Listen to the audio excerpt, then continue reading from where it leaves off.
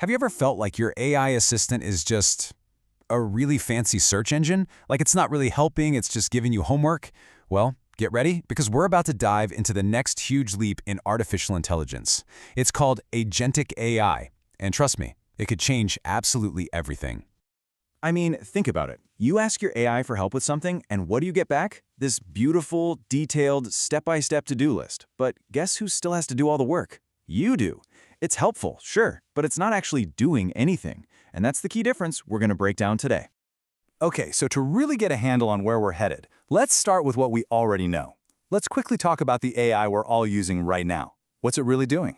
So the AI tools we use every single day, like ChatGPT, they're mostly what we call large language models, or LLMs. And they are incredible masters of one thing: language. They can understand it, process it, and generate text that sounds incredibly human. But here's the thing, and one source really nailed it. Their main job is just giving you answers in text format. They're like super smart librarians, not actual personal assistants. They give you the information, but they don't take any action. All right, let's make this super real. Say you ask an AI to book a flight for you. A standard model, what we have now, gives you this: a perfect 4-step plan. But hey, take a closer look. Who's actually going to the website? Who's comparing the prices and plugging in the credit card details? Yep, that's still you. The AI is the map maker, but you're still the one who has to drive the car. But what if the AI could not only draw the map, but actually drive the car for you? What if it could take that whole journey on its own? This is where things get really, really interesting. So it's time to meet Agentic AI. So what is an Agentic AI? Well, at its core, it's an AI that can autonomously take actions and make decisions to achieve a goal. This is the game changer. We're talking about a fundamental shift from a passive advisor to an active doer. So how do you turn a regular AI into one of these agents? Well, it really comes down to 3 key things. First up, you got to give it tools, the ability to connect to websites, apps, you name it. Second, you give it a memory, so it actually remembers your preferences and the context of your conversation. And finally, the big one, you give it the power to make its own decisions to get the job done. Okay, that's the theory, but what does this actually look like in the real world? Let's go back to our flight booking example and really see the night and day difference between getting instructions and actually getting something executed. This slide right here just nails the difference.